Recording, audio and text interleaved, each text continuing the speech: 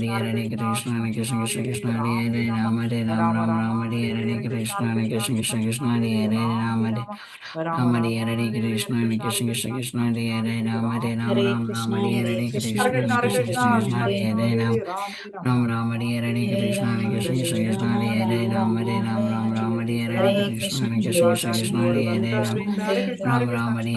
Hare Krishna Krishna Hare Hare Ram Hare Krishna Hare Krishna Krishna Hare Vancha kalpadrupasha kripa sindhupaiva cha patitanam pavanebhyo vaishnavebhyo namo namaha. Ananta koti Vaishnav Vrinda ki jai. Namacharya Shri Haridas Thakur ki jai. Prem se kaho Shri Krishna Chaitanya Prabhu Nityananda Shri Advaita Gadadhara Srivasadi Gaura Bhakta Vrinda ki jai.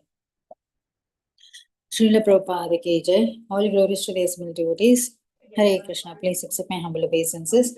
This is Anita Ramya from Sharjah, UAE. Welcoming all of you to this Bhakti Sangha Japa conference call. I thank all of you for attending this session. Please forgive me for interrupting your ecstatic chanting. I would like to read the 10 offenses to the holy names which are to be avoided, written by Srila Vyasadeva in the Padma Prana.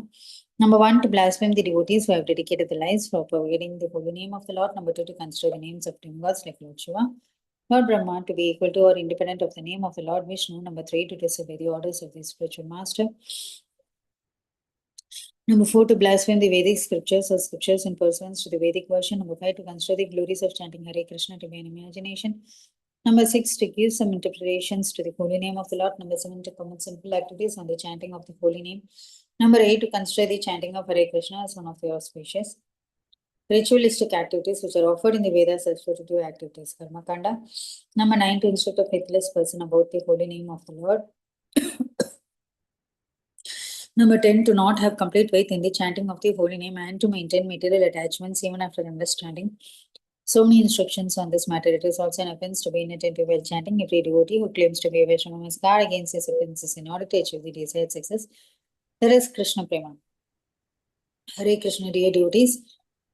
I once again welcome all of you to this Bhakti Sangha Japa conference call for the session of Srimad Bhagavatam. So before moving on to the session, I would like to know who are all present on the call today. Hare Krishna.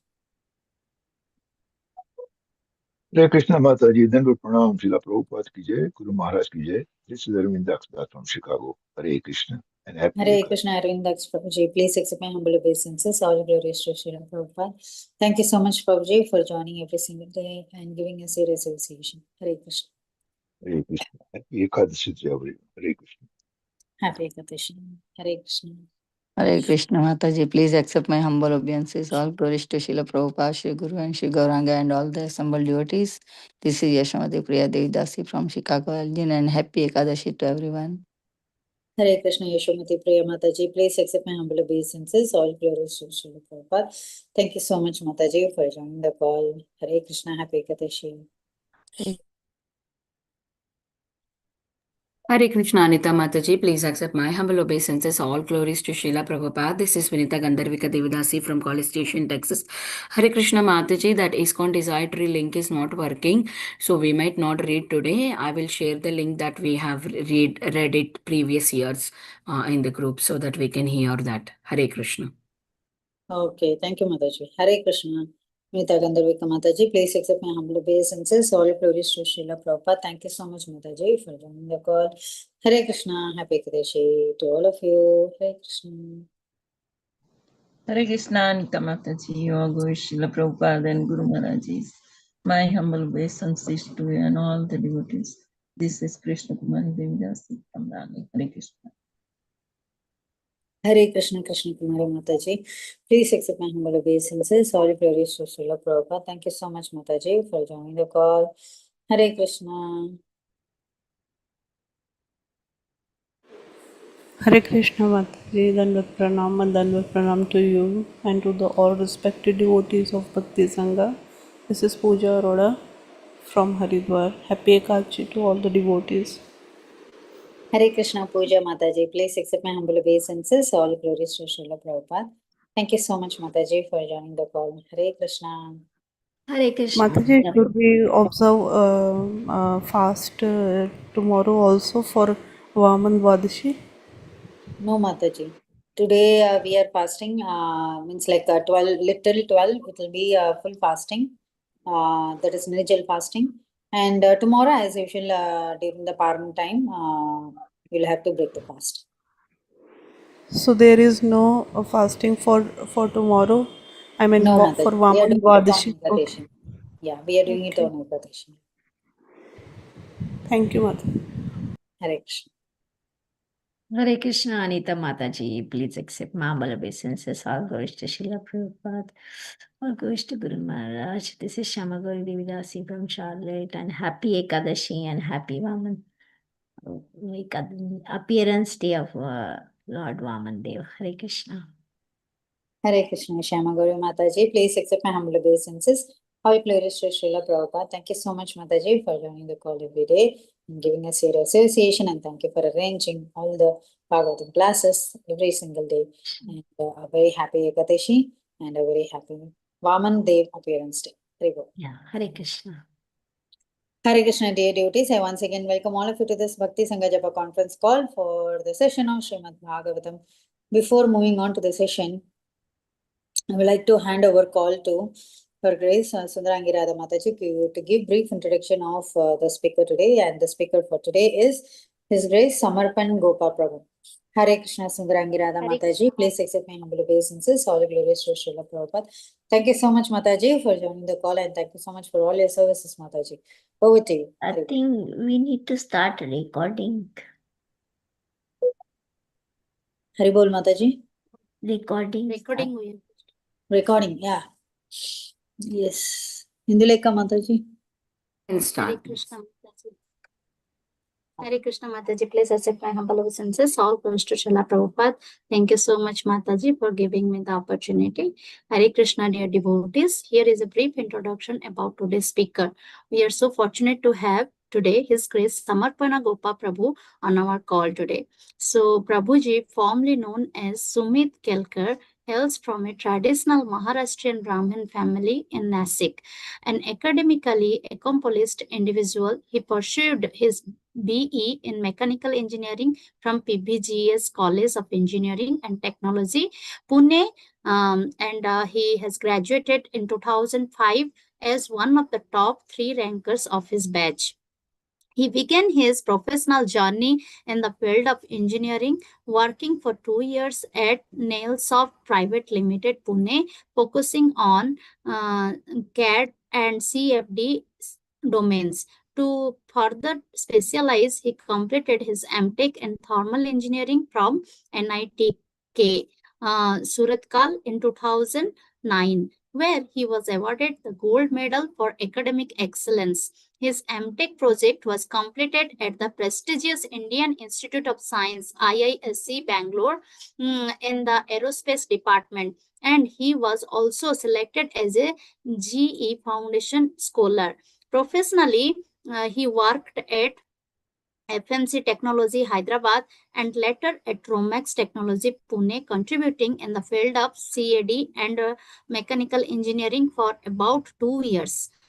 And despite a promising career in engineering, he chose to dedicate his life in the spiritual upliftment of the society. Since 2011, he has been serving as a full-time brahmachari at ISKCON NVCC Pune, applying and sharing the wisdom of the Bhagavad Gita and Srimad Bhagavatam.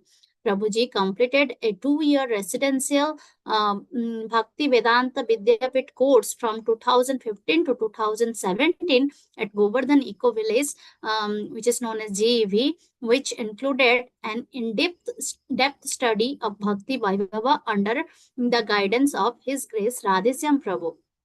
Prabhuji visited prestigious institutions like IIT Madras, SRM Chennai, SCOE, COEP, and SAE, where he guided students by imparting principles of the Bhagavad Gita and Vedic wisdom.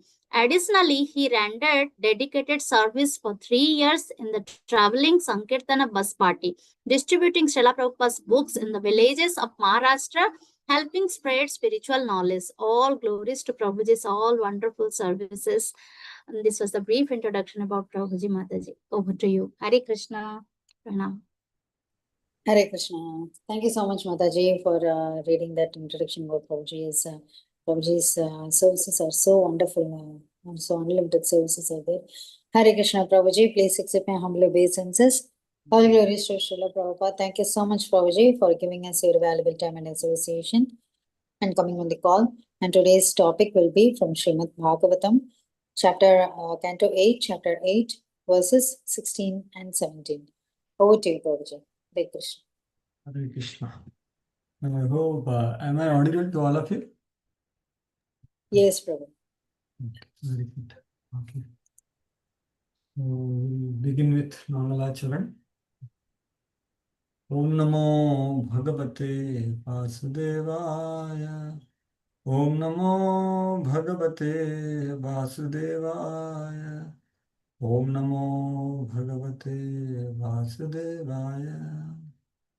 Yatra Vrajantamanapeta Apeta Krityam Dvaipayano Virahakatara Ajuhav Utreti Tanmayataya Taravobhinidus Tam Sarvabhutardayam Manimanatosmi Yasyanubhavamakhilashruti Adhyatma Deepa Atitir Tamondham Samsarina Karunaya Purana Kunjam Tam Vyasa Upayami Guru Munina Narayanam Namaskritya Naram Chaiva Narottamam Devim Saraswatim Vyasam Tato Jayamudírayet Nashtaprayeshu Abhadreshu Nityam Bhagavata Sevaya Bhagavati Uttamashloke Bhaktir Bhavati Naisthiki Krishnaya Vasudevaya Devaki Nandanaya Cha Nanda Gopa Kumaraya Govindaya Namo Namaha. Hare Krishna. So we are reading from Srimad Bhagavatam 10 to 8, chapter number 8, entitled, okay, you are showing very good, entitled, the chapter title, Gopa's, the churning of the milk ocean. Text is 16 and 17. So 16 doesn't have purport. So we'll just read the verse, and 17th we'll read the purport and I'll recite the verse. So text 16. Bhushanani vichitrani Vishwakarma Prajapati Haram Saraswati Padmam Ajonagascha Kundale. Translation. Vishwakarma, one of the Prajapatis, supplied varieties of decorated ornaments. The goddess of learning, Saraswati, supplied a necklace. Lord Brahma supplied a lotus flower. And inhabitants of Nagaloka supplied earrings. Text 17. So till now, from text 10 onwards, there are the different gifts which are given. They were mentioned from text 10 to 16. So now 17th is the verse where there is a purport, beautiful verse. Tatah kritasvasthayanotpalasrajam nadadvirefam parigrihya panina chachala bhaktram sukupola kundalam sabridahasam dadati sushobhanam. Word to word meaning, translation and purport by His Divine Grace, Abhay Charanarendra Bhaktivedanta Swami Srila Prabhupada ki jai. Tataha, thereafter, Krita Swasthayana, being worshipped regularly by all auspicious ritualistic ceremonies. Utpalas Sarjam, a garland of lotuses. Nadat, humming. Dvirefam, surrounded by bumblebees. Parigrihya, capturing. Panina, by the hand. Chachala, went on. Vaktram, face. Sukapola kundalam, her cheeks decorated with earrings. Savridahasam, smiling with shyness. Dadhati, expanding. Sushobhanam, her natural beauty. Translation. Thereafter, Mother Lakshmi, the goddess of fortune, having been properly celebrated with an auspicious ritualistic ceremony, began moving about, holding in her hand a garland of lotus flowers, which were surrounded by humming bumblebees. Smiling with shyness, her cheeks decorated by her earrings, she looked extremely beautiful. The goddess of fortune, Mother Lakshmiji, accepted the ocean of milk as her father, but she perpetually rests on the bosom of Narayan. She offers benedictions even to Lord Brahma and other living entities in this material world. Yet, she is transcendental to all material qualities. Although she appeared to have been born from the ocean of milk, she immediately restored to her eternal place on the bosom of Narayan.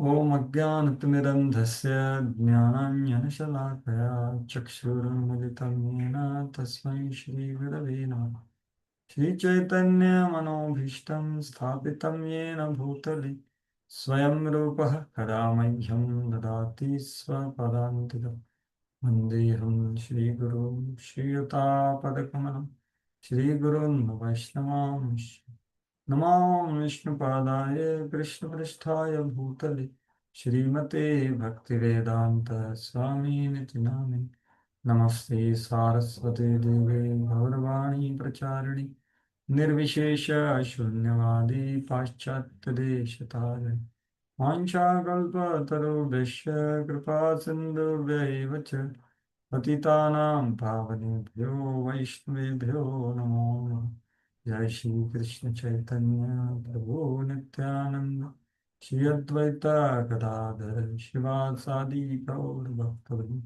Hare Krishna Krishna Krishna Hare Hare Hare Rama Rama Rama Hare Hare Om Karoli Vasham Pangam Nayate Giri Yat Kripatamaham Vande Shri Guru Dinataram अस्मातहं विगतविक्लव ईश्वरस्य सर्वात्मनामहि प्रणामि यथा मनीषम् नीचो जयो गुणविसर्गानुप्रविष्ट पूजेत हि पुमाननुवर्णितेन युतैर्महद्भिर्यैमां पुरा प्रभो निर्माय शेते यदमोक्षपूरुषः मुक्ते गुणान् षोडश षोडशात्मकं स्वलङ्करे शिष्टभगवन् वचांसि मे यथा हरौ भगवती नृणां भक्तिर्भविष्यति सर्वात्मनि अखिलाधारि इति सङ्कल्पवर्णयन् दशमस्य विशुद्ध्यर्थं नवानामिह लक्षणं वर्णयन्ति महात्मानः श्रुतेनार्थेन चान्यसा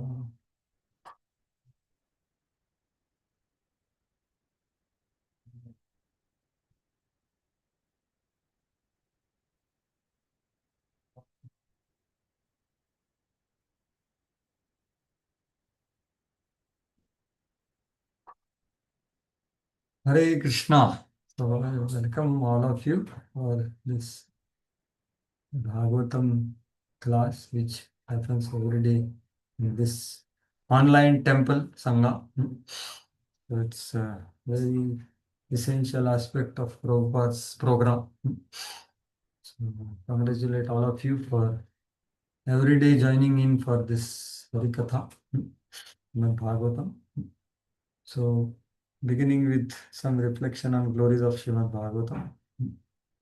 So Bhagavatam is such a Puran which actually indicates and isolates the ultimate shelter, the shelter of all shelters.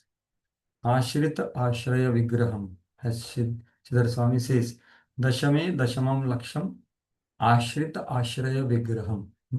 Shri Krishnakhyam Param Dhama Jagad Dhama Namami Tat.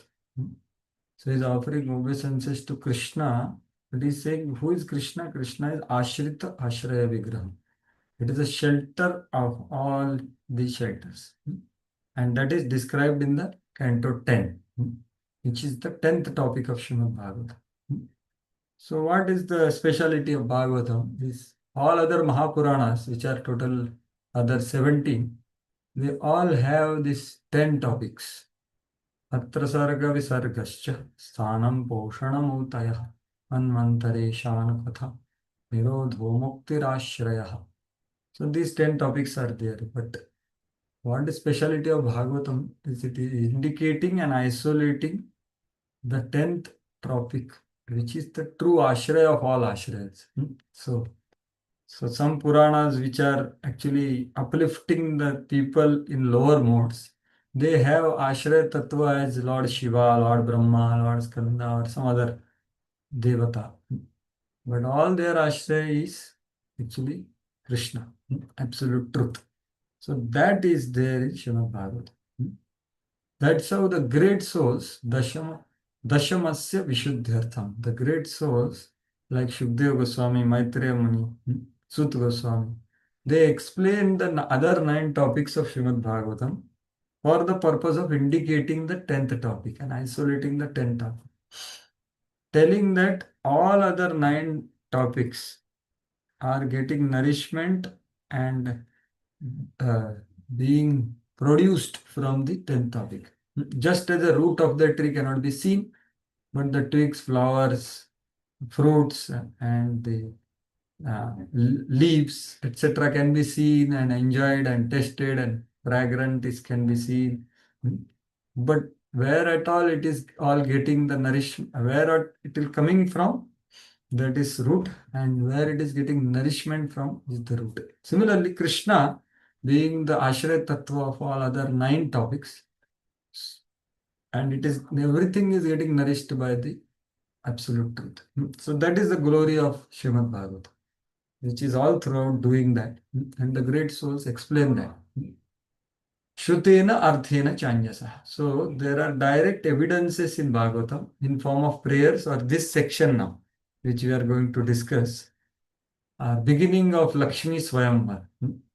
So the Ashraya Tattva is there in front of Lakshmi ji, and she is actually comparing all others with Ashraya Tattva and choosing Narayana as her faultless, eternally having good qualities, personality, Anavadyam and eternal shelter, right? So that's what she chooses. So she is indicating the Ashraya here in this particular section. So that is the glory of Srimad Bhagavatam actually. And now in this context of recent festival like Radhashtami, now here there is festival today in the sense of Ekadashi. I don't know, you had Ekadashi yesterday or it is there today or tomorrow? Today. Huh? Today. Oh, today only you have Ekadashi. Very nice. It's very good way to discuss. And Vaman Dwadashi is coming tomorrow. So, which is about 8th canto only, where the pure Saranagati is described. So, coming to now, this is the glorious scripture which we are trying to discuss, although there is not much qualification to speak or to hear. And there is no exaggeration in what I am trying to say, at least as a speaker. However, the instructions and the inspiration is the hope. So, going to the discussion which we are having now. So first, let us see the context. So before seeing the context, let us see the context of the festival and the context of the verse which we are discussing. Right? So we just recently celebrated Radhashtami, right? Which is actually source of all Lakshmis. So there is one verse which actually says that Sarva Lakshmi Mayim Sarva Kanti Sammohinim Param. How it starts.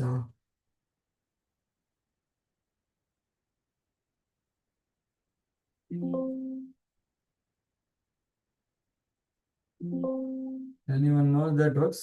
Radharani is glorified as the source of all Lakshmis. Sarva Lakshmi Mayim Sarva Kanti.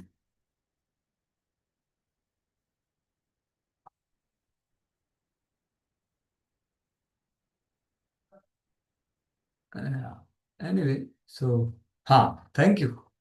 This is Chaitanya Charitamrita, 23rd. I think this is teachings to Rupa Goswami or Sanatan Goswami. Devi Krishnamayi Prokta Radhika Paradevata Sarva Lakshmi Mai Sarva Kanti Sammohinim Para. So here she is the glorious Srimati Radharani. Her supreme-most position is being said here. The transcendental goddess Srimati Radharani is the direct counterpart of Lord Shri Krishna. She is central figure of all goddesses of fortune. So now we are going to discuss about goddess of fortune. So she is central figure of. She possesses all the attraction to attract the all attractive personality of Godhead. And she is the primeval internal potency of the Lord. So that is the difference. The Ashray Tattva. Here Lakshmi ji is going to show us that Narayan is the most beautiful and most worthy of choice as a Swayamvar, right? But that Narayan and that Lakshmi ji both are attracted to Krishna. Okay. Now Lakshmi ji is doing austerities.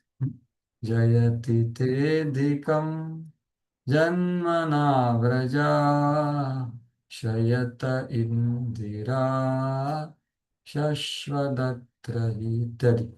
Gopis are saying. She is doing tapasya in Belvan to attain Krishna and enter into Raslila. And the Narayan in form of Mahavishnu also wants to see Krishna's beauty, and that's how he is told.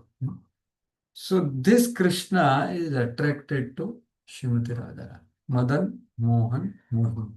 That is the glory of Srimati Radha, which is the source of Sarva Lakshmi Mayim Sarva. So this is the goal of Srimad Bhagavatam, indicating the Ashray Tattva. That is Krishna, and Ashray of Krishna is in Srimati Radha. That's why we are Gaudiyas, we are all trying to follow the footsteps of followers of Radharani. That is Lalita Sakhi and Swarup Damodar Goswami and Rupamani. So having indicated the Ashray of Gaudiyas, now let us go to the context of this verse. So before seeing the text, let us see the context. So context of this entirety of 8th canto, as I have been telling earlier also, which we have classes. So Sarga, Visarga, the 10 topics, the 8th canto topic is Manvantarani Sattharma. So Manvantara. So there are descriptions of various Manvantaras. All the Manus, Manuputras, the 6 administrative positions of this universe, how among all Manvantaras, Saddharma is established by all these administrators, including Manu, the sons of Manu, the 7 sages, and the Indra and the Devatas and the Manvantara Avatarams, which is going to come, which is Vamandev. So they all together establish Saddharma. What is Saddharma? That is Sharanagati. So Sharanagati is a very essential aspect of our life, because Sharanagati is not just an action, but it is action done with proper emotion and proper intention. So in this canto, we learn this Sharanagati very clearly. So there is Artha Sharanagati in the beginning by Gajendra. Then there is Artharthi Sharanagati. So 4 types of people approach Krishna, which is currently the Prakaran which we are discussing. From 5th chapter till 12th chapter is all Samudra Manthan, where the Devatas have lost because of the Durvasa Muni's curse to Indra, who took the garland which was given to him little cheaply, because he has been getting so many garlands, right? And then they lose their everything, and then Lord suggests them. So the truce and all that has happened now, right? So now having churning, so churning is going on currently. It began in 7th chapter, I believe, right? After nice prayers and all. And now we are into 8th chapter, in which the essential, there is a churning, right? Yeah. So Prabhupada is translating this chapter as the churning of the milk ocean. So while churning, there are so many things which are coming up. Right? So this whole prakaran is showing the devatas approaching Lord or even Lakshmi ji. Today we are going to see that with the desire of artharthi. Right? So that's what is this. And then there is Jigyasu Sharanagati, that is Lord Shiva curious to see Mohini Murti's form, which Devatas saw. And then towards the end of the canto, there is 24th chapter. Satyavrat Muni is praying to the Lord as Gyan, the source of all knowledge, Guru. And in middle, or the last portion, there is a pure Sharanagati of Bali Maharaj. Right? So that's what is this prakaran of Sharanagati. So now having said that, now coming to this chapter. So this chapter 8 is showing us in first 7 verses how the churning produced many things, right? So actually this churning is very essential because this churning, when one does Sharanagati, this Anartha Nivritti begins actually. So the churning of our ocean of consciousness happens by practice of bhakti. And many things can come up in our practice of bhakti also. Madhura Kadamini explains that so many things, there are so many stages. Bhakti produces so many wonderful things. Klesha, Agni, Shubhada, Moksha, Lagutakrit. But one has to remain focused to churn till the poison is coming out. And after poison is seen and removed, how we don't love the Supreme Lord, then the different things started coming, right? So that is what is explained in first 7 verses of this chapter. So various manifestation coming out of churning, and they are taken by different personalities. Like there is Havir Dhvani cow or Kamdhenu cow, sages took it. Uchcheshrava horse is taken by Bali Maharaj. Airavat, which was with another 16 elephant, that was taken by Indra. Then Kaustubh Mani came, which was desired by Lord Vishnu. And then Kalpataru Parijat flower came, which was celestial planets were decorated by that. And then Apsaras went same place. Having said that, then the 8th shloka is the connecting shloka to this main prakaran, main topic of this chapter.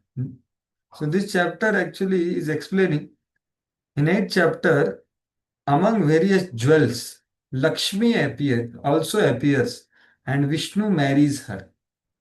When the nectar appears, the demons steal it, and Mohini makes her appearance. So this is the brief description of this chapter. So this is the important bigger section from verse number 8 to verse number 29. So 8th verse is telling us the connection, the Sandhi verse. So what is this 8th verse? So 8th verse is telling that after all this, ततश्चाविर्भूत साक्षात् श्री रमा भागवत परा राजयन्ती दिशः कान्त्या विद्युत सौदामिनी यथा. So there appeared Sakshat Shri, means what?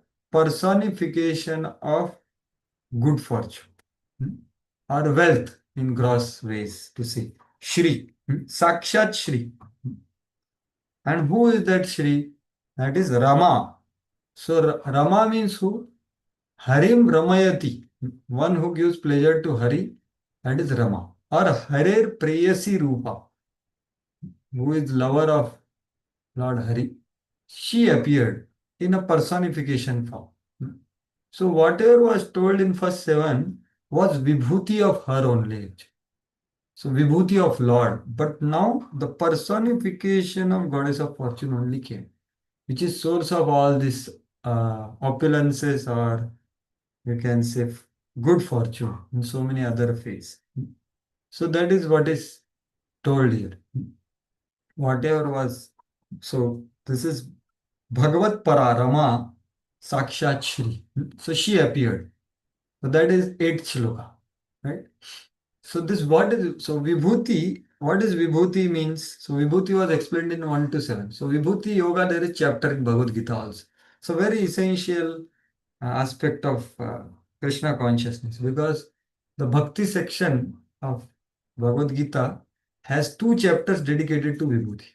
So 10th chapter, Vibhuti Yoga, and 11th chapter. So what is Vibhuti in essence? Vibhuti is that opulence of Lord which is reflected in the material world.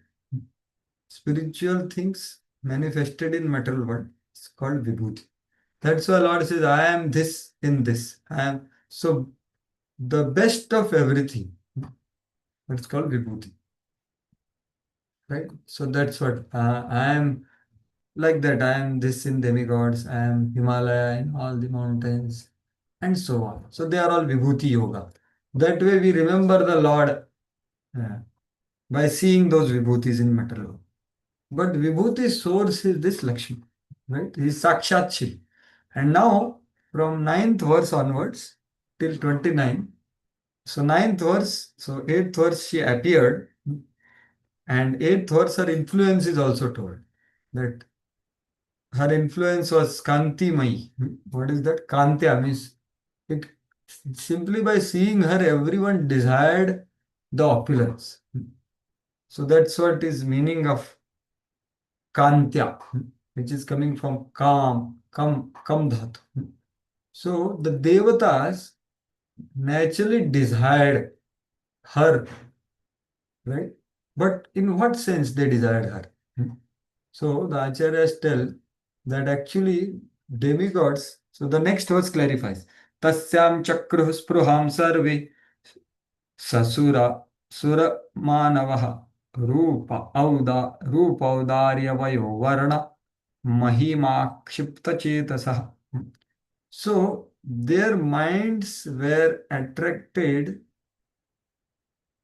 and desired wealth from her, and they were not very much, their chitta or their heart was not attracted. Mak akshipta means not attracted. The chitta, the heart was not attracted to the greatness of her beauty, rupa. Audarya is magnanimity, vayo is the youthfulness, and varna is the complexion.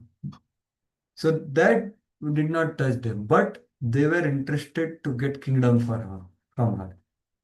Kingdom or opulences or enjoyment for them. That's why they started offering gifts, right? From 10th verse onwards, you can see Indra brought astonishing throne and all that. So that goes to show their devotion, surely, but devotion mixed with the desires. So that's what Acharya says. So from 10th verse onwards till 16th verse. So 16th verse we discussed today, right? There is a discussion where Vishwakarma is supplying decorated ornaments, etc. So these gifts are being offered, right here. So this is all done by the devatas. Different devatas are offering gifts. But what is their intention? Intention, most of them, is to get artha from her. And now that section gets over, and now the 17th verse comes. So 17th verse onwards, actually, she is this beautiful section of Lakshmi Swayamvar is being explained by Shukdev Goswami. So Lakshmi ji is teaching by her action how we should choose whom to surrender, whom to marry, whom to offer ourselves. And we should have proper discrimination while doing it. So that is the subject matter of this whole section, means the subsection from 17, 18, and 19. So 17th verse, she is taking a garland and she is evaluating everyone. And then she is seeing good qualities, but she sees one bad quality. Then she says, no, like that. And then, so that whole thing is being described in 20, 21, and 22. And the 23rd verse, she decides that Lord Narayan is the best. although Lord Narayan has nothing to do with me, upe anapekshitaha. He is Atmaram. He is not expecting me to become his wife. No. But I choose him because he is the best. He is completely faultless. He has all the good qualities eternally, not circumstantially or conditionally. And he is the eternal shelter for everyone. So I chose him. Although he doesn't expect me, anapekshitam, but the beauty of Lord is he doesn't neglect also. So he will not neglect me if I offer my service to him. So that way, this beautiful section is, she is concluding and then she places herself at the eternal position of the on the chest of the Lord. So that's what we see in this purport. Srila Prabhupada is explaining this only, right? So in the purport, Prabhupada says that although she appears to have been born of the ocean of milk, she immediately restored her eternal place on the bosom of Narayan. So this is happening in the text 23, 22, 23, and 24, 25, etc. So Prabhupada is telling that in before only. Right? So that is what is the context of this verse, this current subsection. So Lakshmi ji is teaching us how do we do that, right? So of course the details of that will come in future verses, so we will not go into that beautiful section because that is not this verse of today, right? So now let us see the verse. So in 8th, of course, in 8th, she created aspirations in all the demigods. The demigods desire enjoyment of kingdom. So they were giving benediction. They were giving gifts to her. Praya bhaktas, like that Jiva Goswami says. They are giving gifts. So they are all devotees, but they are with aspiration of sampat. So Lakshmi is sampat roop. So there are two kinds of Lakshmi ji actually. Two forms of Lakshmi, as told by Vishwanath Chakravarti Thakur. There is Sampata Rupa Lakshmi and there is Bhagavat Preyasi Lakshmi. So these both are there in this personality, right? And the Sampat Rupa Lakshmi is what doing the Swayamvara. Because Bhagavat Preyasi Lakshmi is eternally present, right? So that's what detail we'll see now. So that is what is now there, and they did Abhishek also, right? So Swastyayanam. So Prabhupada, all auspicious things were done. So having said that, now let us see the verse. So this Tataha, so thereafter. So after all this accepting all the worship and Abhishek, now Lakshmi ji is teaching.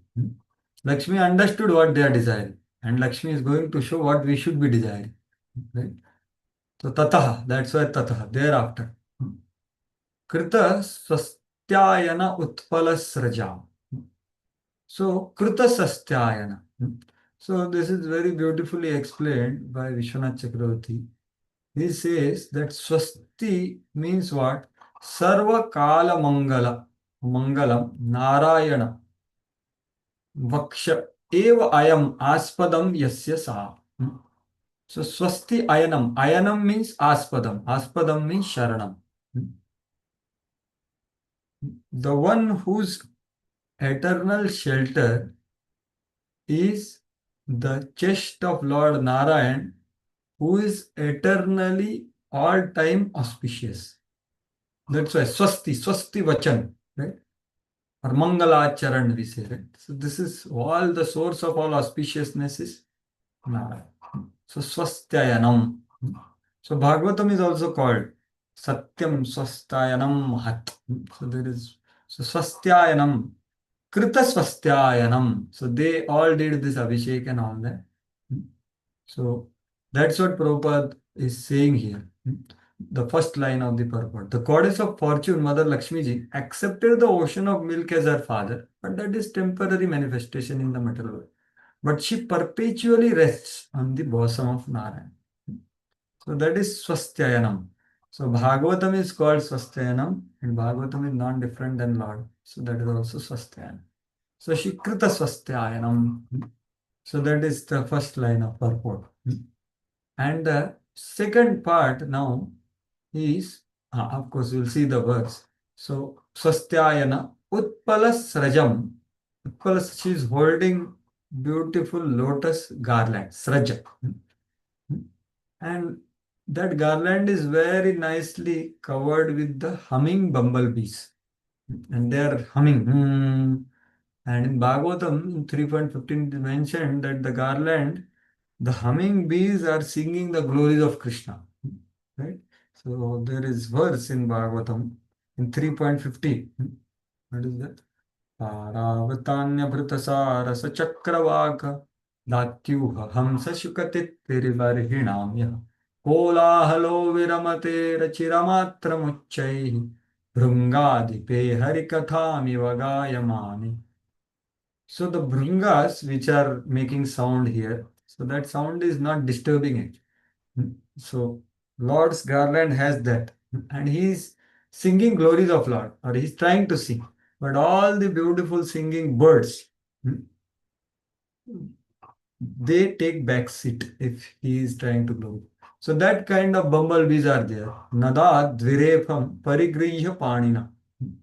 So she is holding that beautiful lotus garland, which is surrounded by the humming bumblebees. Panina in her hands, parigriya, holding. And what she is doing? Chachala. So she is wandering, right?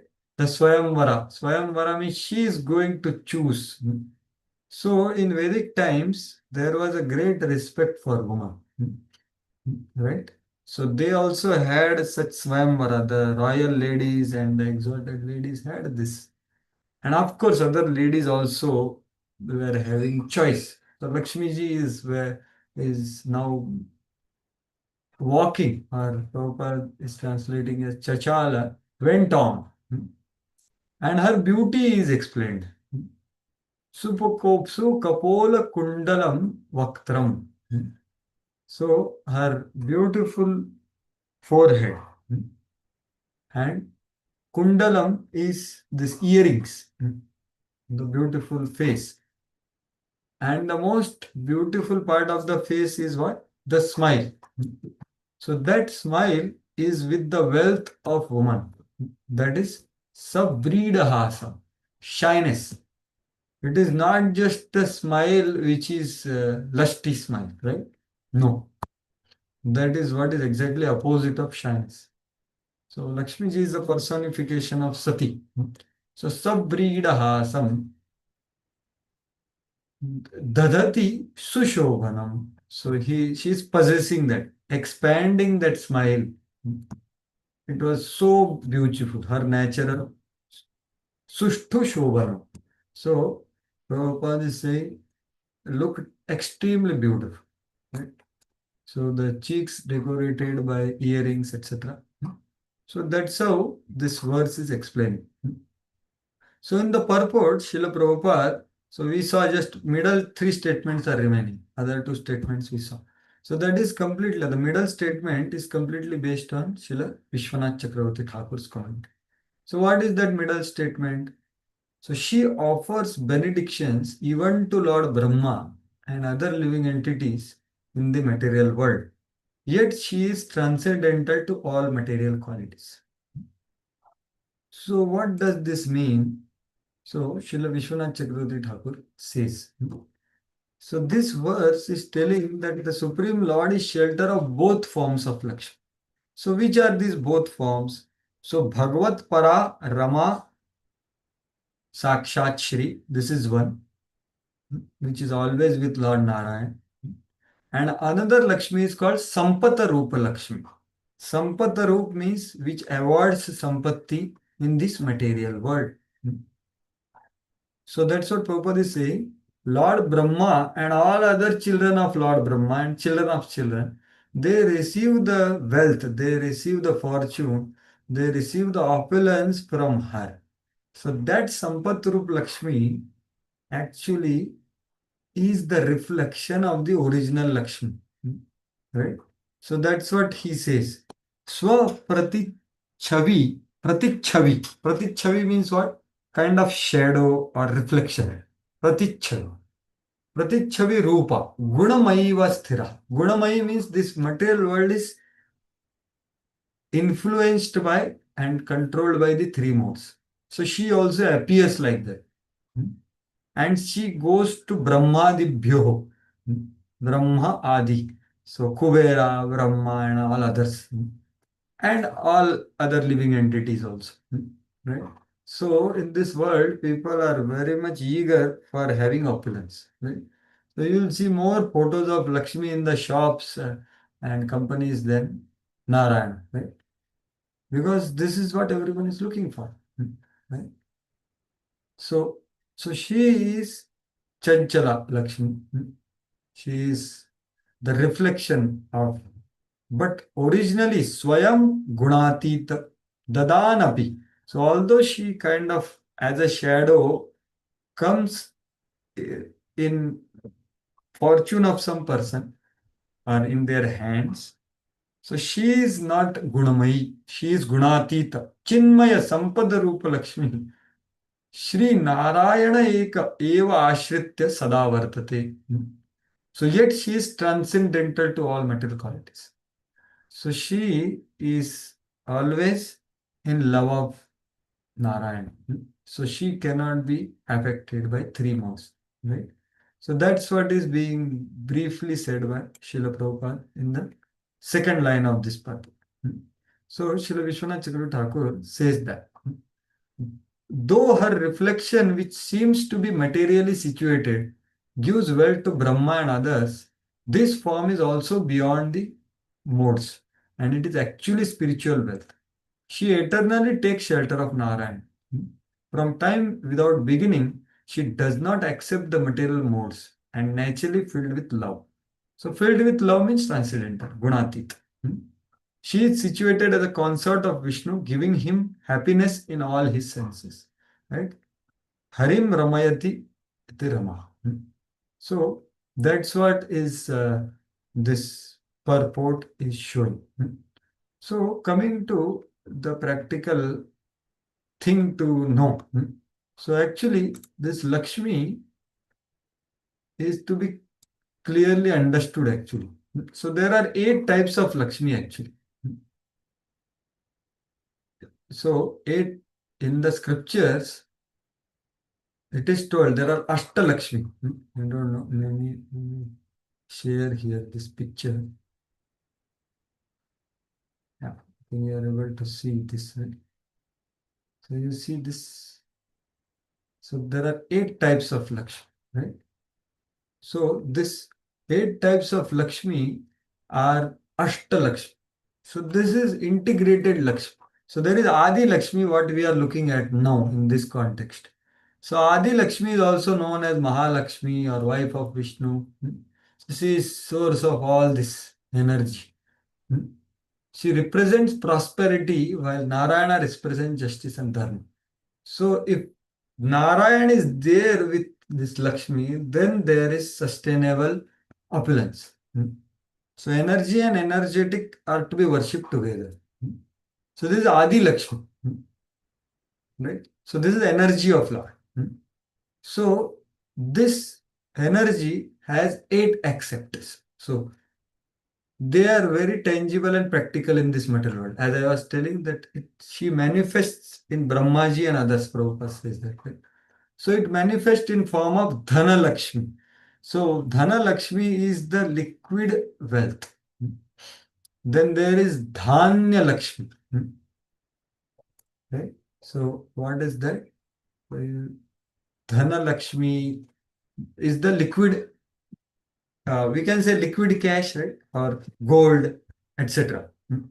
So hardcore, tangible and visible wealth, like gold, land, and ability to purchase with some resources. That is Dhana Lakshmi. Right? Then there is Dhanya Lakshmi, the grains or the food grains. So this is also an aspect of Lakshmi. One can have gold or money, but without food, what is use? Can you eat that? Dhanya Lakshmi. That's why land is considered a Lakshmi. So from land you produce Dhanya Lakshmi. Right? Then there is Gaja Lakshmi. Gaja Lakshmi means the wealth of the animals. So that is Gaja Lakshmi. So that's why this, how many number of these things one has, like Bhanu, you see Vrishabhanu Maharaj, they are all called a number Bhanu and all. They are all depending on how many cows they have, right? So that is real wealth. So Gaja Lakshmi, the cow, Godhan or cattle. And then there is Santana Lakshmi, which many of the people want. So they have all this, but they want a good child, which will take up this, entirety of the property of the family. So they want to continue the legacy. So they want a proper progeny. So that is also Lakshmi part, Santan Lakshmi. So big businessman wants that. Then there is Veera Lakshmi. That is the valor and the courage and the power which one has, because that is required to protect the Lakshmi. If you have it, but you don't have this power to protect it, then it is lost. So that also requires this Lakshmi's glance, so that one can face anything. While other Lakshmis give wealth, grains, animals, children, Veer Lakshmi provides courage to face any situation. Right? So this courage is also an opulence. So that's what. So Veera Lakshmi. And then there is Vidya Lakshmi. Vidya is the wisdom, which can free us from ignorance. So the giver of cultural, educational, aesthetics, and the gratitude and all that, right? Vidya. Actually, Vidya means what? It is not just what is taught in current day education systems. No. Actually, Prabhu Loknath Maharaj says that current day schools which are not teaching any sort of spirituality or theism or devotion are avidyalaya. So they are not touching Vidya. They may be teaching something by which one can earn livelihood, but that is not enough. Vidya Lakshmi is required. So, and then there is Vijay Lakshmi, the victory, by which one can become victorious in all aspects, material, mental, spiritual. Like Arjuna becoming completely clear, right? So he attained Vijay. What is Yatra Yogeshwara Krishna, Yatra Partho Dhanurdhara, Tatra Shri Vijayo Bhutir Dhruva Nitirmati. So this whole integrated wealth is actually wealth. Actually, mercy of Goddess of Fortune will come in these different forms, actually, in the cultural society. And Prabhupada expected us, as in ISKCON, is not an international institution of Krishna activities. It is the International Society for Krishna Consciousness. Society means there is a proper division where this integrated wealth is created, utilized in service of Lord and maintaining ourselves, both things. So this is what actually is the way the integrated wealth is connected to this Lakshmi actually. And this Lakshmi has to be worshipped along with Lord Narayan. And that's what she is going to teach us in the future verses actually. When she is going to go, she is going to teach whom to Sharanagati. See, I am worshipping him. If you worship him, I am there on his chest. If you see him, I will glance at you.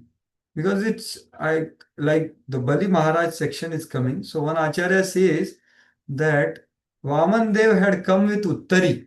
And the Uttari was wore in a different way, so that Lakshmi ji, which is on the chest of Vaman Dev, could able to glance at Bali Maharaj.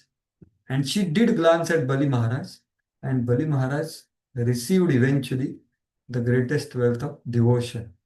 Along with this is desire also, of course. His desire was also fulfilled, and he got everything after losing everything. Right? So that is the pure Sharanagati.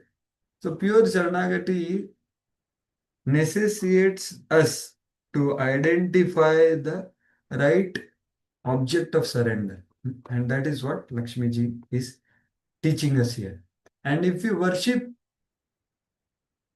him along with her, because she is always there on the chest, eternally, then she will glance at us and then we will receive artha and not dhana. So dhan means like the dhan is something which can be earned by adharmic ways. But artha, which is having proper, artha can create real prosperity and peace and happiness and satisfaction, right?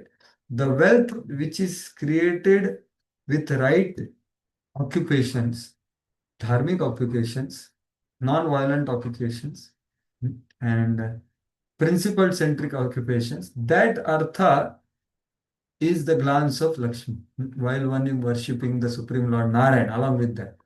So that's what actually is the culture which Prabhupada wanted, where the integrated wealth is present. So coming to the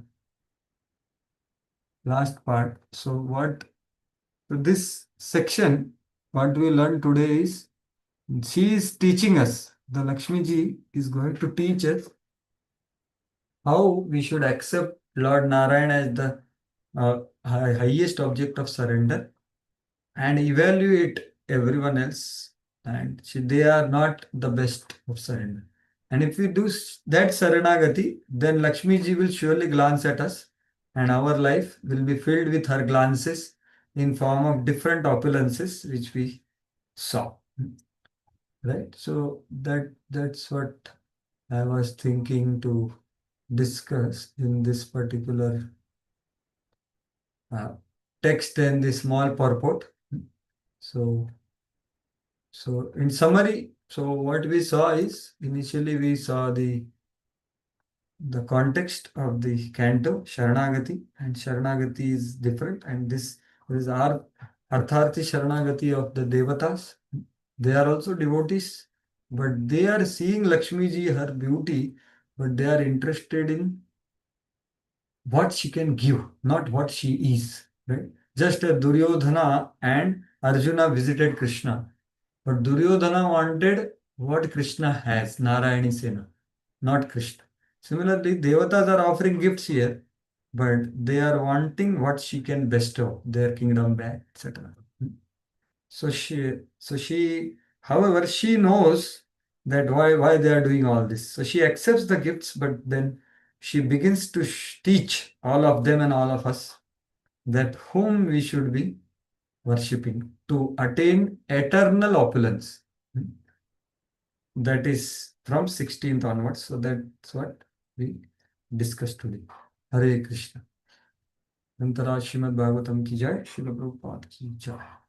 So this was some thoughts on words. If the devotees have some comments or any clarifications or inquiries or questions or even some corrections, they can go ahead without any hesitation. I will be very grateful to hear whosoever has it. Hare Krishna, Prabhuji. Thank you so much, Prabhuji, for this very wonderful class. And very detailed class, I can say. So, how to understand Lakshmi. And we always see that during this Lakshmi Puja, like they all worship Lakshmi ji without Narayan. So when we tell them, I don't know, means like they don't have any reply to what we ask them. So how to make them understand, Prabhu, in that case, when you worship Narayan, like as you said, Bali Maharaj's episode, right? When Vaman Dev was coming, Vaman Dev was coming with Lakshmi ji was there in his heart. So means like usually means like every time she's there. So it's enough if you worship only Lakshmi, only Narayan. So Lakshmi ji will come. But we do not do that way, right? So during, if you see this Varalakshmi Vrat and all, like we usually praise and worship Lakshmi Ji at that time. So how to understand that, Prabhuji? Yes, so if I understand your question properly, let me repeat that in Diwali, I think there is this kind of puja, right? Lakshmi puja. Maybe you are Yeah, referring to in that. Diwali also, Navratri Yes. Puja we have, right? So like Yes. now I think it's going to come in We- another 10 days, 10, 15 days. Yes, so we So worship that time only also Lakshmi. everyone will vastly worship her. So Yes. yeah. So how do we understand? So actually our culture, our Vedic culture is very deep actually. So if we are not clear about why we are doing what we are doing, then we will not able to fully grasp the effect of the culture. So that's why I was mentioning that there will be worship of Lakshmi. But when we learn from proper parampara sources and do these functions and all, then we are having proper disposition. So I can give my own example. So I would go to, now I think, I don't know, my mother is also, mother, father might be attending the class. So please forgive me. Before only I am begging forgiveness from them. So they would call me that you come and you recite this Lakshmi Sukta, Shri Sukta is there. And Shukta, yeah, Tam Avaha Jata Vedo Lakshmi Manapagamanyam and so many. So there is 16 times they will recite. And then I said that, okay, I can recite, but can you tell me the meaning? So then I read the meaning, and the whole meaning is like it's a list of what you want, I want this, I want this, I want this, I want this. Then I said, I don't want all these things. So I don't want to recite. Maybe I will recite once for your pleasure, and I will. So, although at one level it is true that at least we are approaching Lakshmi ji, but we have to see, like here demigods are also doing that kind of puja, you see. They also did like that. They offering gifts, they are doing abhishek. But what is their desire? They want kingdom. Right? So Lakshmi ji will give, but what is the ultimate wealth she has? She will not give that. So that's why the rituals have to be understood with spirit, and that can come from a spiritual master. So the form is there and the substance is there of all the cultural activities. So form is nicely done, but the substance has to be understood. And then we worship. So like even the great devotees like Krishna Dev Rai or even Bharat Maharaj would worship some demigods because there were some part of Praja who were not qualified to practice devotional service. But when they would worship, they were having clear understanding. Indraya Swaha Idam Namama. So they will worship that, but their thought is, I am offering to the hand of the Lord. No? So they are not breaking their pure devotional faith while doing that. So this is a mature worshipper or cultured person who knows what is to be done. That's why avidhipurvakam worship is condemned in Bhagavad Gita. So avidhipurvakam worship, Krishna says, no, in 9th chapter, this param guhya gyan. So vidhipurvak worship is there of demigods. When you know who are demigods and what to pray to them, then that worship is like worshipping limbs of the Lord. Then that worship is accepted by the Lord because it is limb of the Lord. So that way, a Vaishnava knows who is who actually, and he approaches even devatas with great respect and even seeking their blessings because they are all devotees, and devotees can bless us. So we can get blessings of Lakshmi, surely.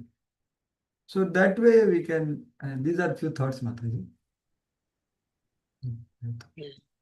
Thank you so much, Prabhuji. Because so what is the destiny of the people who worship during this Navratri towards Lakshmi? Like they do Lakshmi Puja. Even not only this, even like see they have this 5 years puja for Lakshmi. Every Friday, it's like throughout the year, every Friday they do Lakshmi puja. So, I have not much idea, but yeah, your question is what is so their my question is destiny? like, what is the destiny of them? So if they are, we often hear that if they are sincere, then the demigod will direct them towards Krishna, right? So, Yes. So but yeah. actually, destination depends on disposition Mhm. and their discretion, right? What is their understanding of Lakshmi ji and why they are approaching Lakshmi ji? Hmm. So accordingly, they will have destination. It's not that someone is worship. Good. Hmm. Yeah. Because there are scriptural examples where there were some who were worshipping the devatas but praying for worship the bhakti to Krishna. Hmm. So that is a complete that is devotional service. Hmm. But their destination will be, if you see only this part of their life, then it will lead to some upliftment because they are following the Vedic culture, which is Supreme Lord only has created. So gradual elevation will be there, provided they are not doing any nonsense at other 21 hours apart from this puja. Otherwise, both effects will be there. So that way, destination depends on disposition and discretion. Discretion of what is their understanding. Okay. Thank you, Prabhu. We have raised hands and second, first. Yes. Yeah, Ishopanishad Mataji. Hare Krishna. Hare Krishna, Ishopanishad Mataji. God, Very please accept my amazing pranams. All name. glories to the Prabhupada. All glories to I have a Prabhu. couple of thoughts. I Please go ahead. well, it's not that I didn't know these different manifestations of Lakshmi, but I was wondering, I was just thinking, since we don't directly worship her, and when we do worship her, in my own ignorance, I only associate Lakshmi with money, with, and which most of us do. And I felt really sad about learning all these other manifestations of Lakshmi, like Asta, and, you said Dana, Dana, and land. Eight are there. Jai Haribo. 8 of them. Eight Yeah, aspects. yes. So we're not taught to actually focus on those aspects of Lakshmi. We're only, our Lakshmi is the holy name. I'm just, that's, they're there, but it seems like our manifestations of Lakshmi comes through the holy name. And that is just we have these choices, and it's so it's sort of wonderful at the same time. It's like a distraction, here in the material world, because we want to have, things to help us maintain, and we do need, in this particular energy that we're living, to have money, Lakshmi, to do that. So I was just wondering also, when the Pandavas were going through their different changes, and did they worship Lakshmi? We don't have a day for Lakshmi. We do have it for, don't get me wrong, Radharani is the manifestation of all of these different, glories. So did they actually, have ceremonies for worshiping these different, Pandavas. the Pandavas, when they were going through their, different, they were invoking different energies, demigods to help protect them and we don't do that in this day and age. It's because of, why not? Why don't we do that? Yeah, so my thoughts about what you said is actually the first part you mentioned, that we are not aware about these other parts of Lakshmi and they appear to be distractions. So actually, I would not say that they are distractions because understanding of Lakshmi as money is extremely gross. Because what is Lakshmi is fortune, we say, na? Goddess of fortune. It is not goddess of just wealth or money to that. Mm-hmm. So fortune comes in different ways. Like these 8 ways are the mercy of that Lakshmi, which is very tangible and which is can help a person to actually attain the real Lakshmi, Golokera Prem Dhan Harinam Sankirtan, right? You rightly said. So we also have a proper culture of occupations and interactions amongst us to actually attain the wealth of the holy name, right? So Mm-hmm.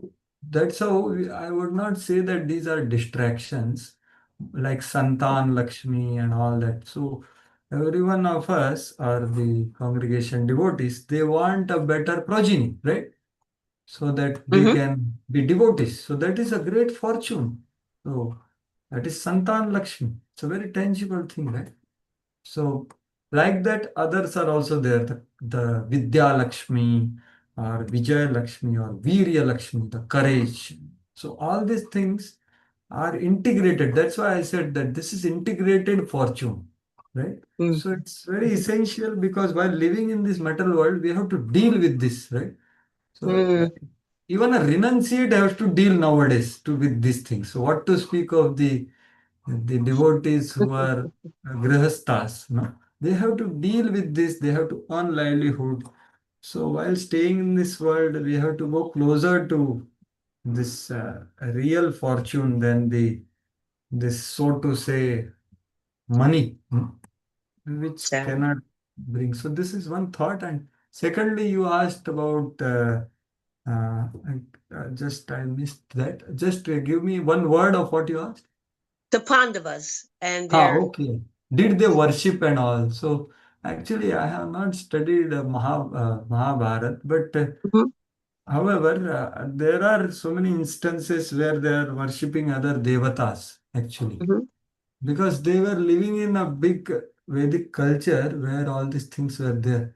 So I don't know, Mhm. some of the audience might have read that they are worshipping Lakshmi anytime. Mhm. I personally have not read, but I believe in the cultured societies. Like in culture, as Mataji was asking, so there are festivals like Lakshmi Puja, in Yes. Kartik. So Mhm. they must have done. I am kind of anticipating, Mhm. extrapolating that they might have done these festivals, and of course, they had a very clear understanding of what they are doing, right? Yes. Because they are devotees. I was thinking that according to time and circumstance, of course, we're living in a time, and Srila Prabhupada Haribo, he was so very careful of giving us the right things so we can get the benefit from it. You know what I'm Yes, saying? yes. So yes, so that made me think about that. Yes. Time and circumstance has a lot to do with it. Sure, sure. So Prabhupada didn't say that you actually once Prabhupada was asked by one devotee that in Bhakti Rasamrit Sindhu, Rup Goswami says we should worship Ganesh. Then Prabhupada was asked that can I worship Ganesh? Prabhupada said that you send me $500 every month, then you can worship Ganesh. So Haribo, Hare Krishna. Prabhupada did not want us to get distracted from Mhm. the Vyavasayatmika buddhi of worshipping Krishna, right? So Jai. that is there surely. But the same Srila Prabhupada wanted us to bring back the Varnashrama system, which is the 50% of his mission. Because this whole current civilization is going to collapse actually. You know, Mhm. it's people are going to look for these options of the self-sustainable living where people are. So this is what Prabhupada's vision is. Prabhupada said that I want this culture, Vedic culture coming in where so we preach in the cities and we stay in the village. Prabhupada would say that because cities are going to exploit and like Bhagavatam says, people will run away from cities because so much Mhm. tax will be given. So that is going to happen and that is happening. So Jai. gradually we have to look at that direction also and at least have conviction and support such projects which are coming up in ISKCON because they are unless we live peacefully, how can we focus on chanting Hare Krishna? Although we Jai. know it is Although it is the greatest wealth, but can we focus our mind on this chanting unless we are properly eating, having a secure place, you know? So it's all connected actually. So Right. that Haribo, Hare Krishna. you are in which country, Mataji? US only? I'm in the United States. I'm in a city called Ohio. I live right outside of Cleveland, where Bhakti Tirtha Swami and I grew up. Hare Krishna. Hare Krishna, Jai. Thank you. Yes. Thank you. Thank you. Janava Mataji, you Hare have some Krishna. beautiful Janama photos. Mataji, please go ahead. Hare Krishna. Janama Mataji, are you there? Go ahead, Mataji. Hare Hare Krishna. Krishna. Hare Krishna Prabhuji.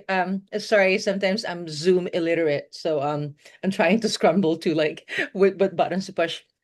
Prabhu, Hare Krishna, thank you so much for this lesson. At first, I felt like I was scrambling because there was so much knowledge and new things that I just learned today. And let me take a deep breath because there were so many things to digest and the stuff that you had said. But right now, what's in the forefront of my brain, couple of things. One is with the eight things, the distribution of wealth in relation to Lakshmi, or the eight types of Lakshmi that Prabhupada wishes to integrate in ISKCON. I was really fascinated by that. It makes sense because, I'm not going to lie, there is, for a Grihasta, sometimes you go to the temple and sometimes you talk to certain people, and like I heard even in one lecture online, they called Grihasta like, oh, Grihasta life is for the attached and for the entangled. So it's never nice to hear that. Here you are trying to survive and thrive, and then you're labeled as Grihasta. You're one of the entangled ones, and you're not a brahmachari or sannyas. There's always like this human division of the mind that human beings like project to be either somewhat belittle people, either in terms of wealth or spiritually, right? And then what you've lectured over here, what Prabhupada was saying about these are the eight divisions that I would like to incorporate in a proper society, hence his wishes of a Varnashram concept. When the eight one that you were saying is you also have to have a Grihasta life to work. So number one. So that's really, really very encouraging, very healing for me to hear. So I want to make a comment on that and I'll ask a question. And then also, you provided to me a deeper understanding, a question that I had in my brain, because I was trying to listening to Vamanadeva Harikatha, and one of the question that most people have, which I had in my heart too, is like, well, people are gonna react to this. What kind of God does it like, take the king's land in 3 steps and then and then like and then surrender. So other people will be like, what kind of God does that? You have to beg from the king, and then you take the land. So these are the stuff that was like in the forefront of my brain, right? But through your lecture, you've actually answered that. I did not know that he brought goddess Lakshmi in his heart, and so that Lord Bali Maharaj could glance at him, and therefore he had given him the fortune of devotion. I just want to say that's so awesome. So this is my question now. Sorry for a long background. Yes, wait. Thank you. And I beg forgiveness from whosoever you have heard that, uh, I would say that belittling description of, so to say the attached, I would say it is not grahastha, it's a grihamedhi life, So that is a different, they are not devotees. So yes, sometimes some people may speak like that, but yes, that is not the case. So Okay. yeah. Because I So hear that a lot culturally. Like I no, really hear that a lot. what I also sometimes some little bit enthusiastic and little immature renunciates may speak like that, not knowing the glory of the other ashrama, and there are glorious devotees in that ashrama, right? So that way, sometimes it happens, Mataji. So yeah, I also have heard like that. So I also don't like that. So So thank here's you. my question, Prabhu. And this regarding this Lakshmi, actually Vaman Dev, so Lord has Lakshmi on her chest eternally, right? So Vaman Dev is already there, so the Lakshmi is there on his chest. So this is one South Indian Acharya who reveals this beautiful insight when he came as a Vamana. So he was wearing Uttariya, right? Uttari, when you go for Pujari Seva, the Mhm. devotees wear. So he also had wore. So Lakshmi ji, so he had wore Uttari in other way somehow. And then Lakshmi ji could glance at Bali. And by that glance, he attained all the fortune. Fortunate. That way, yes, something of that sort was spoken by the Acharya. So That's yes. so beautiful. I really like that one. So Prabhu, when the celebration of Diwali, right? I heard a pundit said, and I actually liked it. This is the time when I wasn't in Bhakti yet. He said, the praising, why do we always have Lord Ganesh ji and then Lakshmi together? And he said that because, wealth without wisdom, Ganesh representing wisdom, is wealth without wisdom is a disaster. So you always have the two together. So my question here is, in Bhakti, is Ganesh not Lord Ganesh ji not important in, like, how do we relate this with the celebration of Diwali? Because in Bhakti, it doesn't seem that we celebrate that, or do we? So I know this is not the most intelligent philosophical question, but because there's a lot for me to digest. But what is your take on that? The Diwali, Ganesh ji, and Lakshmi together. Yeah, so actually, regarding worshipping of Ganesh, as I said, Prabhupada saying that, right? So actually, these worships can be thought of when there is a little bit clarity about our intentions and goal, right? So if that is the case, so like there are some pure devotees who were, as a kings, they were doing such worship for the sake of people who are not directly qualified to practice devotional service. So for them, they would do such worships and they will attract gradually them to become devotees of Krishna. So there are like Bharat Maharaj would do yagyas, and I said even some kings like Krishna Dev Rai or others in the cultured society. So when I say cultured society, in the sense where the Vedic culture and the Varnashrama, and so there are some people who are not fully qualified to practice devotion. So they worship demigods, which is a Vedic worship. It is not pure devotion, neither devotion to Krishna, mixed also. It is devotion to demigods, which are limbs of Krishna, limbs of Vishnu, like that. So that way it is little something which actually we personally don't do, because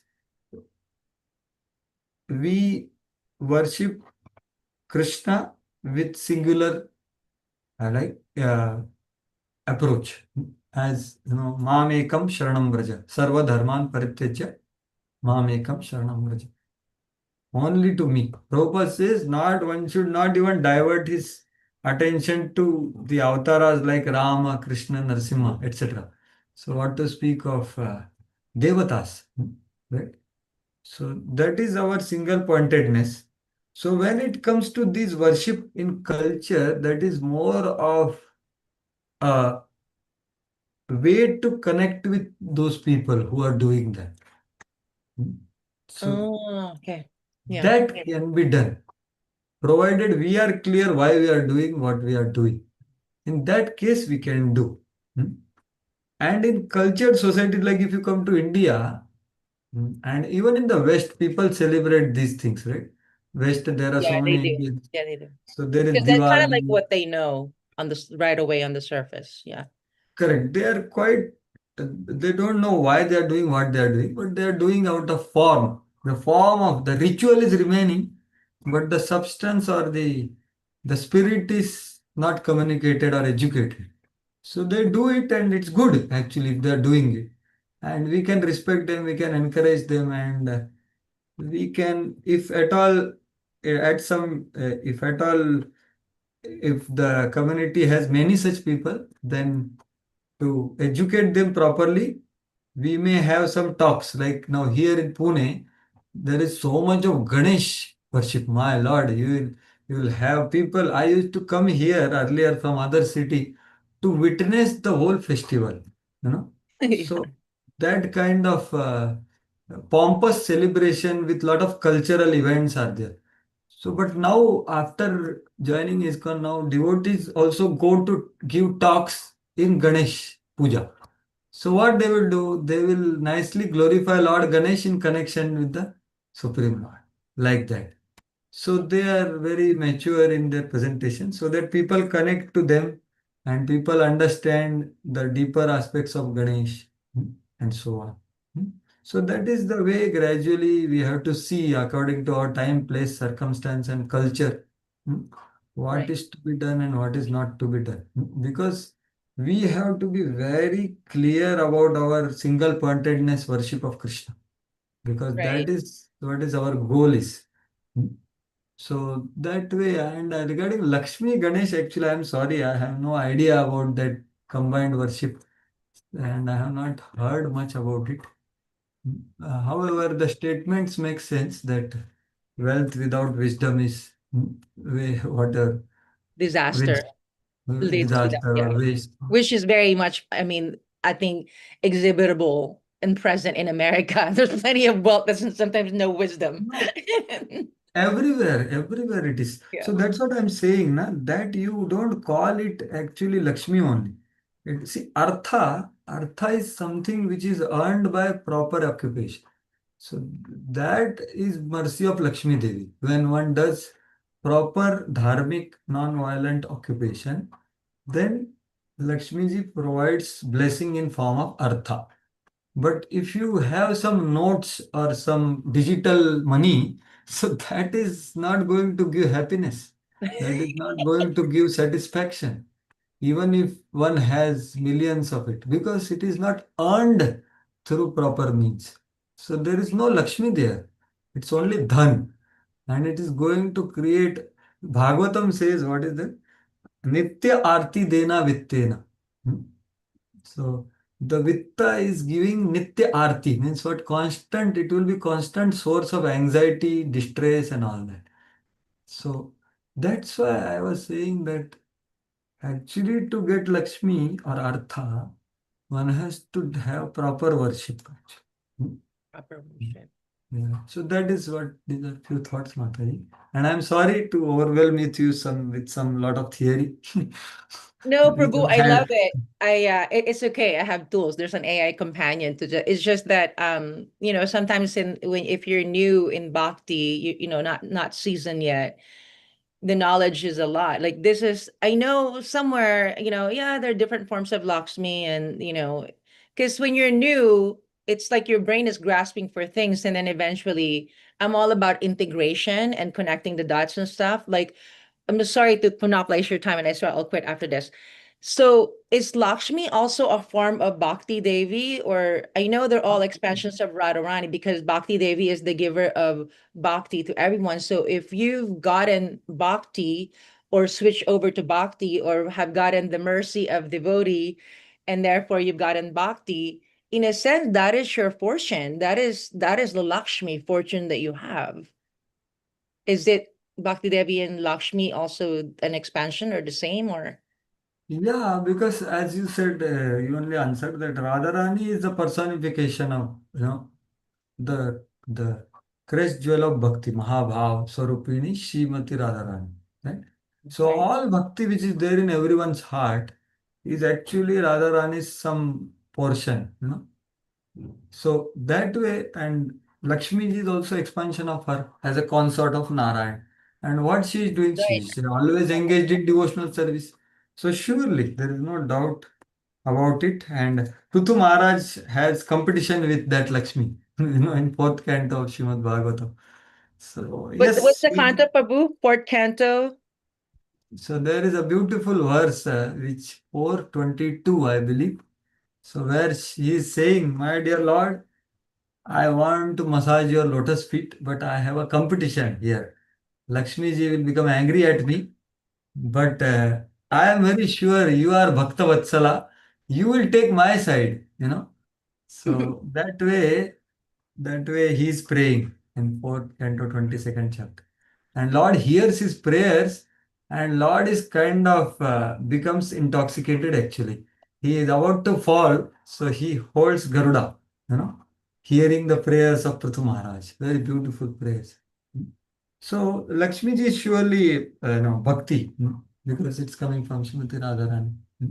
Sure. And she's personifying that. And she's going to teach in next few days. You will hear beautiful verses where she is making a choice among so many people.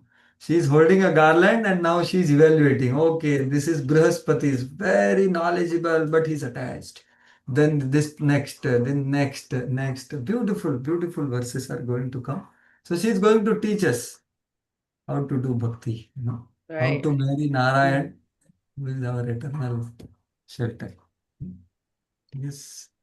Prabhu, So, thank you so much for the opportunity of giving me the time and the energy to speak with me and clarifying certain things. I am so utterly, utterly grateful. Thank you to you. Hare Krishna, thank Prabhu. you. Thank you, Hare Hare Krishna. Krishna. Thank you so much, Mataji. Thank you so much, Prabhuji. We have one more hand raise. You have time, Prabhu? Yes, we can discuss for some time. Hemangi Gopeshwari Mataji, please go ahead. Hare Krishna Mataji, thank you for giving the opportunity. Thank you, Prabhuji. Very, very nice, detailed class. I have a simple question. I heard 7 types of Lakshmi. Which was the 8th one? Like I heard Adi Lakshmi, Dhana Lakshmi, Dhanya Lakshmi, Gaja Lakshmi, Veera Lakshmi, Vidya Lakshmi, Vijay Lakshmi. Which one is the 8th one? Virya. Virya. Veer and Virya is Same. yeah, So but that you is in the 7. Dhairya Lakshmi? Oh, Dhairya. Yeah, Dhairya Lakshmi.